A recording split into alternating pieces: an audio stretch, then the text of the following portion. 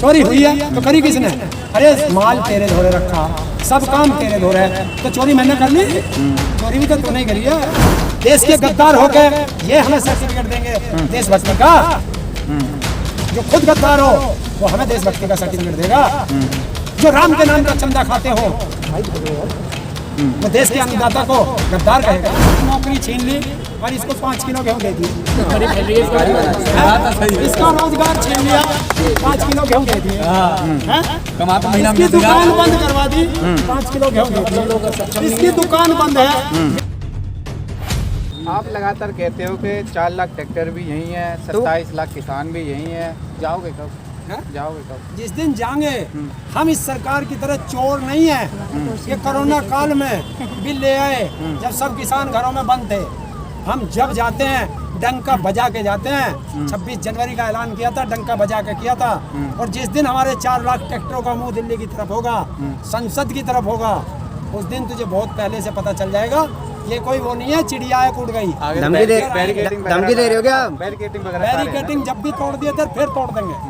जब किसान दिल्ली की तरफ जाएगा कोई माइका लाल पैदा नहीं हुआ जो किसान को संसद जाने से रोक दे। धमकी दे रहे हो क्या? अब धमकी दे रहे हो सरकार को? चैलेंज कर रहे हैं सरकार को, धमकी नहीं देते हम, चैलेंज।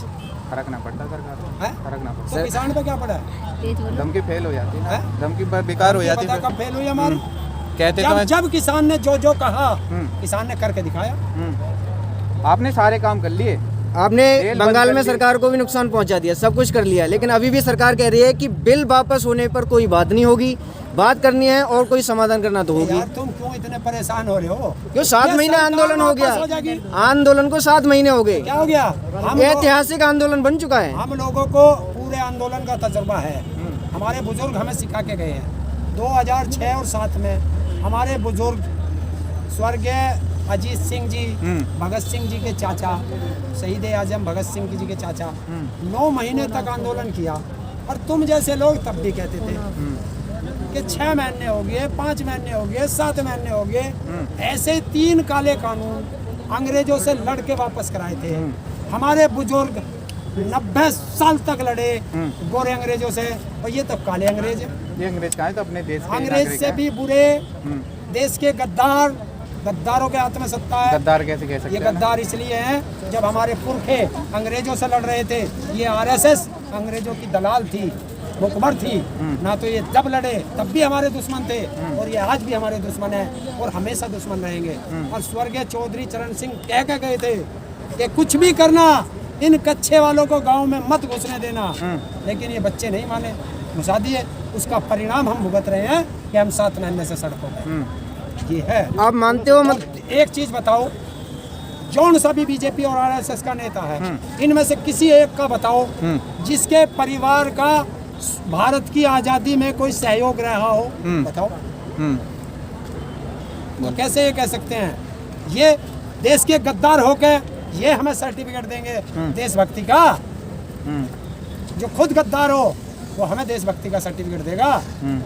जो राम के नाम का चंदा खाते हो वो देश के अन्नदाता को गद्दार कहेगा? वो तो कहते हैं कि 100 साल से भी आरोप लगे आ रहे हैं मेरे पे। चंपत लाल जी कह रहे थे इस चीज को। हाँ, वो तो 100 साल का हो गया होगा। मैंने कहा ना कि जैसा बाप वैसा बेटा, जैसा मोदी ऐसे उसके भक्त। क्योंकि ना तो उसे पता और ना इन्हें पता। तो 100 साल का हो गया चंपत। कह रहे थे देश के चंदे के पैसे में चंपत लगा रहे हो। वैसे राम के नाम पे घोटाला। हाँ, तो राम नाम की लूट है, लूट सको तो लूट। चंदा चोर देशभक्त और देश का अन्नदाता देशद्रोही। ये क्या बताओ, तुम ही बताओ ना। उन्होंने तो आरोपों को खारिज कर दिया। किसने? आरोप ही तो लगाया। अच्छा, वो कह दे तो खारिज। चोर ने कभी कहा है कि मैं चोर हूँ? चोर चोरी करता है भाइयों, कभी कहता है कि मैं चोर हूँ? चोरी तो हुई है, चोरी तो हुई है। चोरी हुई है तो करी किसने? अरे माल तेरे धोरे रखा, सब काम तेरे धोरे है, तो चोरी मैंने कर ली? चोरी भी तो तूने करी है। तो आएगा, जनता तैयार बैठी है गाँव में, एक एक चंदे का हिसाब भी लेगी। ये किसान 7 महीने से सड़कों पे पड़ा, इसका भी हिसाब लेगी, हर चीज़ का हिसाब लेगा। अब किसान आओ गाँव में। सरकार किसानों के लिए मदद कर रही है, हर मतलब साल में 6,000 रुपये पहुँचा रही है खाते में। 2-2 हज़ार रुपये। देश के अन्नदाता को 500 रुपये महीना खैरात दे रही है।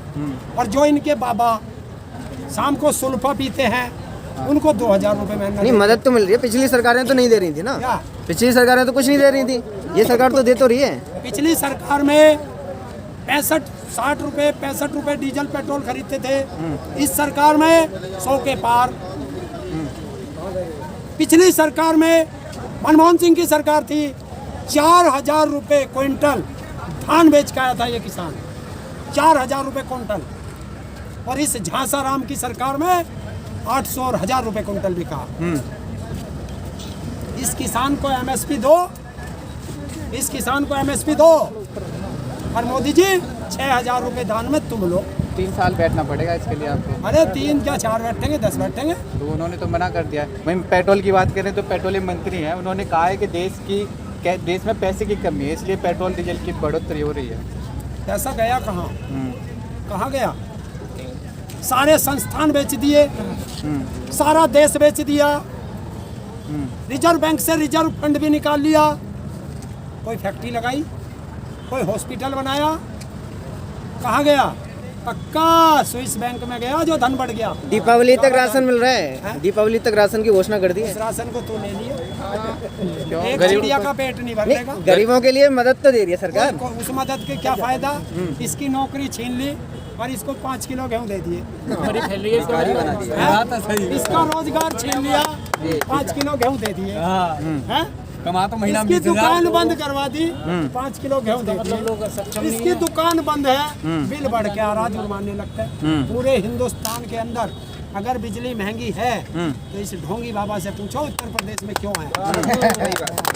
30,000 करोड़ किसानों का गन्ना का पैसा बकाया है इस उत्तर प्रदेश में। पूछो, यही थे कि 2017 में कह के आया था कि अगर गन्ने का पेमेंट 14 दिन में होगा, नहीं हुआ तो ब्याज दूंगा।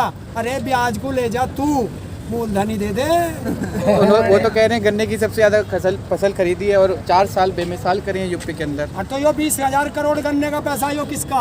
अमेरिका वालों का थोड़ा ही है, उत्तर प्रदेश वालों का। वो क्यों ना जिक्र करते फिर? कौन चोर? मैं फिर कह रहा हूँ, चोर ने कभी कहा मैं चोरी करता हूँ? चोर थोड़ी हो सीएम है यूपी के। कौन है? चोर है पक्के। हाँ। वो तो हत्यारा भी है। हाँ, बड़ा आरोप लगा रहे हैं। हत्यारा है। गंगा में लाशें किसकी भाई? कौन है उसका जिम्मेदार? वो तो महामारी के दौरान महामारी है तो उसके लड़ने का काम किसका था? हॉस्पिटल बनाया कोई? बताओ बनाया? हाँ, मोदी ने अपने 7 साल के कार्यकाल में एक वादा पूरा किया। एक कि 2017 में फतेहपुर में की रैली में उसने वादा किया था, ऐसे किसानों की उत्तर प्रदेश के नागरिकों की रैली। उसने कहा था कि देश में कब्रिस्तान बहुत है भाइयों, शमशान घाट होने चाहिए कि नहीं होने चाहिए। किसानों से, इनसे लोगों से अपील कर रही थी कि शमशान घाट होने चाहिए कि नहीं होने चाहिए। और 2021 में कर दिया कि शमशान घाट कम पड़ गए। लाशे गंगा माँ में आया नहीं, गंगा माँ ने बुलाया है। और वो गंगा माँ में लाशें ढेरी हैं। और गंगा माँ का जो पुत्र बना था, फर्जी पुत्र, वो महलों में बैठा है। प्रधानमंत्री जी तो आज भी लोकप्रिय हैं, आज भी जनता प्यार कर रही है उन्हें। 65% सर्वे में 65% लोगों को पसंद करते हैं। 65% में आया, 100 में 65 लोगों ने। है भाई कोई सा ऐसा जो प्रधानमंत्री को पसंद करता हो? नहीं खड़े। हाथ कंगन को हारसी क्या और पढ़े लिखे को फारसी क्या? बिल्कुल लाइव देख ले, अपने घर बैठ के कागज पे यस और नो तो मैं भी लिख दूंगा। ये जनता है, हिंदुस्तान नहीं पूरी दुनिया में ऐसा प्रधानमंत्री ये पहला होगा जिसे देश का हर नागरिक गाली देता होगा। पहला प्रधानमंत्री है ऐसा। नहीं, गाली गलत बात बोल रहे हो आप। गाली कहाँ देते हैं? क्यों गाली ना उन्हें देगा? तो लोग भगवान की तरफ पूछते भी हैं, उनकी भी तो जिक्र करो। कौन पूछ रहा? क्यों भगवान? कौन पूछ रहा? देवतन की हटारी मोदी की लगा दी गई है। देखिए, जो पूछते थे वे चले गए गंगा में। कहाँ गए? गंगा में, शमशान घाट में वो चले गए। अब तो विरोधी बचे नए भी तो बनते हैं, नए भी ना, तो बनता है। अब नया ना बनने का। देखिए, ये तो इंसान है, उसके झांसे में तो तोता नहीं आया। जब हाथ पे तोता बैठा रहा था, तोता हाथ पे से हट गया। बोला रे झांसा राम, भारत का किसान तेरे झांसे में आया, सड़कों पे पड़ा। अगर मैं तेरे झांसे में आ गया तो गर्दन मरोड़ देगा। तोता भी चला गया था तो जानवर भी उससे नफरत करते हैं इंसान से छोड़ो। यूपी की जनता को किस तरीके से जगाएं, किस तरीके से विरोध प्रदर्शन करेंगे, यानी वोट की अपील करेंगे इस पार्टी को ना दें? देखिए जब वोटों का टाइम आएगा तब चलेंगे, सब किसान नेता सब लोग जाएंगे, घर घर जाएंगे और किसान सिर्फ एक ही अपील करेगा आपके पास ऑप्शन क्या है यूपी में? कि जब ये मर जाएंगे तब ऑप्शन क्या है तुम बता दो। जब ये नेता मर जाएंगे जिनको तुम ऑप्शन के तौर पे चुन रहे हो, एक दिन तो मरेंगे ना, हम भी मरेंगे सब। नहीं, वो बात छोड़िए, विकल्प बताइए आप। इसके अलावा बीजेपी के अलावा क्या विकल्प है? तो इससे पहले क्या था? कोई विकल्प नहीं था, बीजेपी चुनी आपने। है? कोई विकल्प नहीं था, जब भी तो बीजेपी तभी तो सड़कों पे पड़े विकल्प चुन लिया था हमने। हमें विकल्प नहीं चुनना, हमें इसे हराना जिसने हमें फांसी पर लाया। किसी को भी चुन दो, इसे भगाओ, फिर 5 साल इंतजार करते रहो। अरे हमारे तो काम ही लड़ने का। हम तो जब से पैदा हुए हैं विपक्ष में ही रहे, हम तो हम सत्ता में ना रहे। तो हमारा तो एक ही संदेश है कि दोस्तों इस बीजेपी के पास सिर्फ एक ही शब्द है, हिंदू मुस्लिम कब्रिस्तान शमशान। बस इससे चौकस रहना। जो हिंदू हो हाथ पे गंगा जल रखो, कसम खाओ कि कुछ भी हो जाए हम हिंदू मुस्लिम पे नहीं लड़ेंगे। मुस्लिम हो हाथ पे कुरान रखो, कसम खाओ कुछ भी हो हिंदू मुस्लिम पे नहीं लड़ेंगे और बीजेपी को वोट नहीं देंगे। फिर वही नारा, लेकिन देश बचा लो मौका है, बीजेपी एक धोखा है, इसके नारे के साथ खत्म करेंगे।